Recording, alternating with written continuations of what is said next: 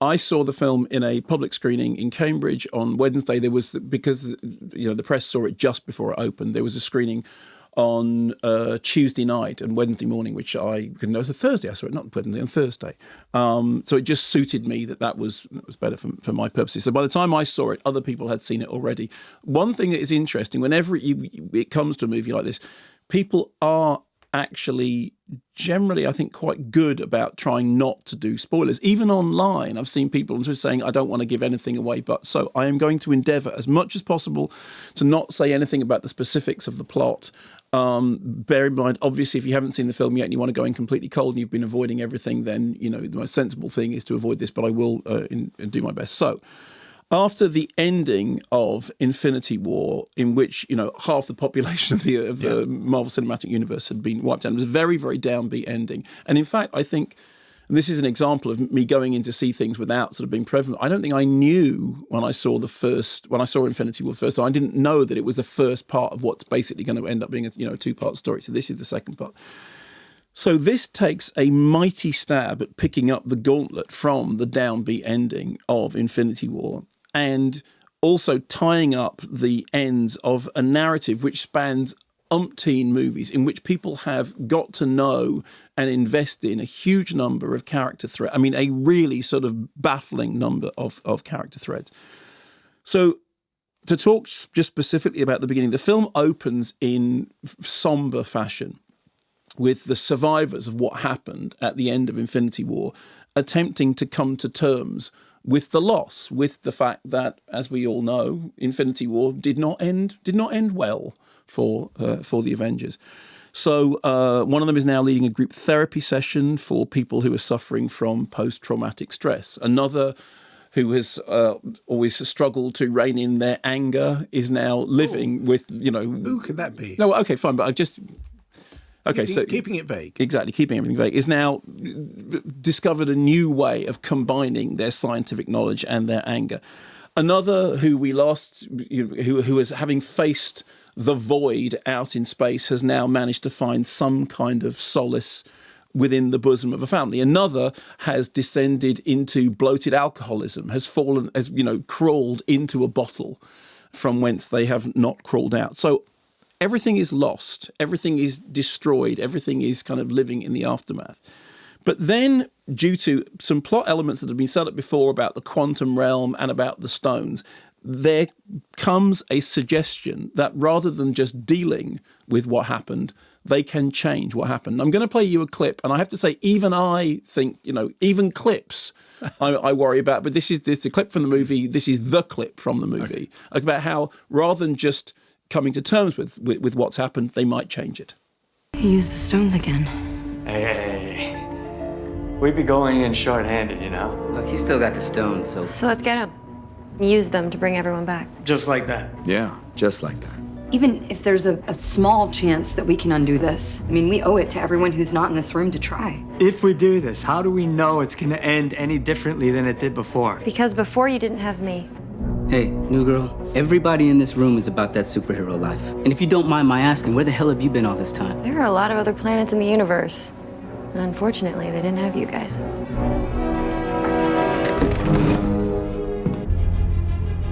I like this one.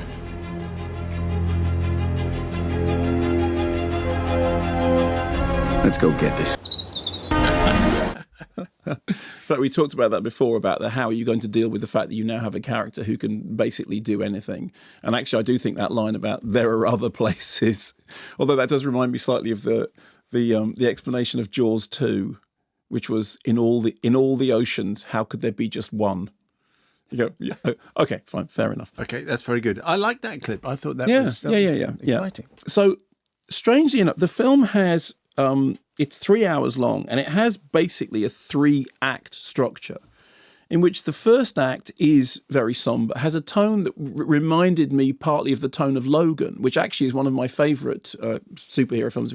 That's the term we're going to use, which I thought was this kind of bleak character drama that just happened to involve characters who had superhuman abilities. And there were certain things in the beginning of Avengers Endgame that reminded me tonally of Logan. You should take that as a compliment, because I like Logan very much. So the opening section is about grief. It's about dealing with something terrible that's happened. The opening section takes the end of Infinity War seriously and says, okay, in the wake of that, what would things look like? What would the world look like? The second act, which we kind of heard the beginning of there, which is as far as we're going to go with plot, is about, okay, well, rather than just living with the past and the future as we now see them, is it possible to get, to do something about it and to change it? And obviously we know from the end of Infinity War that there were umpteen possible outcomes of the terrible scenario and only one of them worked. But the question is, which route would the narrative take? Would it be multiverses? Would it be time travel? Would it be alternative futures? Now, I have to say that the route that the narrative takes is not by any means the most elegant or the most satisfying. I mean, there are moments in it in which you almost expect Basil Exposition to tell you not to worry about the niceties of it, as he does in that thing about, and I suggest you don't worry about that either.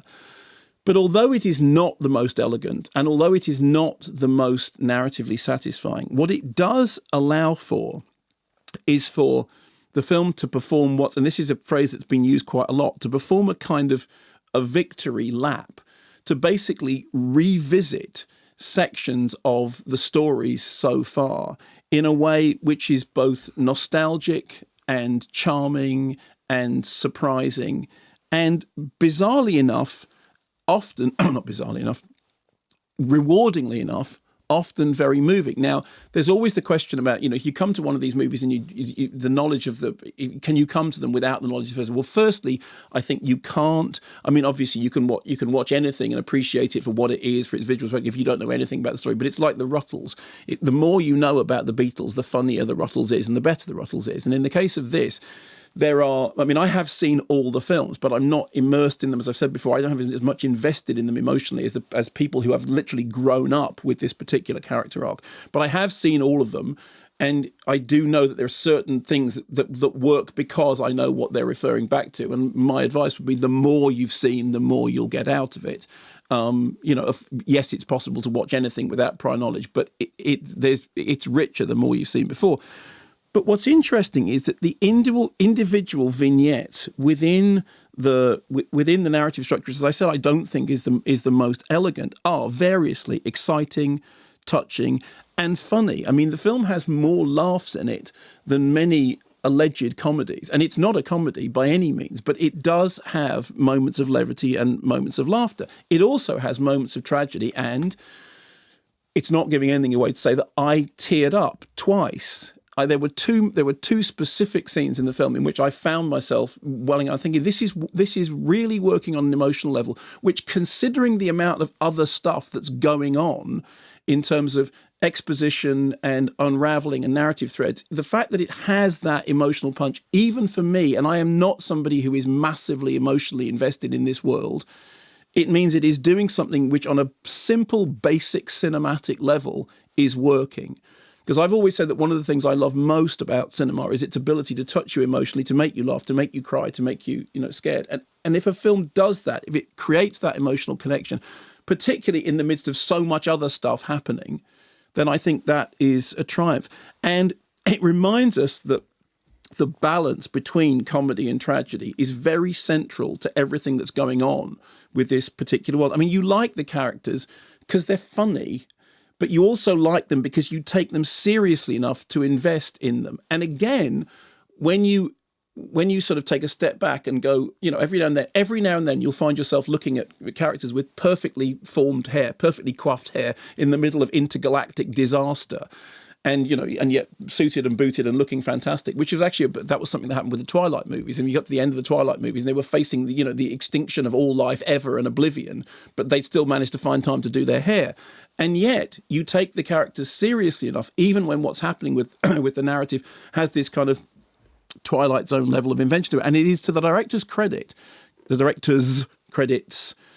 that they take the serious stuff seriously enough that the jokes work as kind of, contrapuntal relief. And it's not jokes like the film itself nodding and winking at you. It's interaction between the characters that is well done. There are a lot of stories to tie up, and there are times when the sense of the loose ends becomes overwhelming. I mean, it is interesting that, considering what happened in Infinity War, this is a very, very hyper-populated film, because actually one of the whole things at the beginning of Infinity War is that you're sort of striking out a number of characters, and yet there is a huge number of characters in play. It is like a kind of super quantum chess game playing out on 4 different levels. And as we move towards the third act, which is the act that I'm less interested in, although I have spoken to other people who've seen the film who found the second act problematic but the third act satisfying. I found it the other way around. The first act for me is the best act. The third act less so, but there is a sense of a kind of super group, because there's all these different characters, all these different ends that have to be tied up. And that, for me, is the part that I'm least interested in. But then again, as I was watching it, I remembered, and this sounds like a completely left field thing, at the end of, pardon me, the original version of Exorcist 3 ends ridiculously with this exorcism sequence, which has no place in the film at all. And I remember talking to William Peter Blatty about it and saying, well, how did you feel about the fact that the studio insisted that you had a spectacular exorcism? And he said, well, of course, it doesn't fit in the film. He said, that said, there was a feeling in my original version that the audience would have been shortchanged if they didn't have some sense of spectacle. He was aware that there was a requirement from an exorcist film to have an exorcism in it. Yeah. And, you know, and even though he didn't like that version of the film, he kind of understood on a dramatic level. So it seems completely, there's no mileage in saying, you know, when you have a movie like this, you have to expect that there are certain spectacular, you know, set piece elements that are going to be, because that's what the movies are about. That's what that, you know, huge visual spectacle is about. And although that's not something that works particularly for me, it's the point at which I start to become less involved. It is something which is there because it's a requirement of the genre and because that's what the fans want. I mean, I really liked Glass, for example. One of the reasons I liked it was that Glass, you know, which is the Shyamalan, the sort of the you know, the conclusion of that weird trilogy of movie that begins with Unbreakable and then has Split. And then one of the reasons I like Glass is that it appears to be leading up to something which then doesn't happen, or at least doesn't happen in the way you expect it's going to happen. Well, this appears to be leading up to something which does happen. And my disappointment at the fact that it does what you think it's going to do is that's just me being sort of nitpicky about it. It is a film which also manages to have its cake and eat it in that third thing, in that you do have spectacle, you do have, you know, huge grand scale stuff going on. But just as the film started in a somber, quiet mode, it also manages to interweave those quiet elements, those tones, those particular notes, right the way through into the third act. And it does have an end. It does have an end, which means that you're not then hanging on for what's the, you know, I mean, there's some discussion about, is there a sound at the very, is there anything in the, you know, in the credit sequences? But it's a film which has an ending. It does feel like a curtain closes. And at times you're reminded of Return of the King, when you've invested so much in, you know, in this series that you're going to get a lot of kind of conclusions, a lot of things tied up. But actually, I thought there was an elegance in the way that they move towards a kind of, you know, a sense of conclusion. So overall, certainly no fan is going to watch it and feel shortchanged. From my point of view, as somebody who, I've said this a million times, I'm not massively emotionally invested in the Marvel universe, but it made me tear up twice. It made me laugh on several occasions. And particularly in the first act, I did think, wow, that's a bold way to have gone, because I didn't expect that. I think that there is an inelegance about the overall narrative arc, but that inelegance does allow for the film to do something which it needs to do in terms of the series. So overall, it's pretty damn good. Should we stay to the end credits? I did. And were you pleased that you did? I was, but not for the reason that you think. Oh, so you're pleased, but just because you always stay to the end of the credits? Yeah, but also I was pleased because it felt like an ending.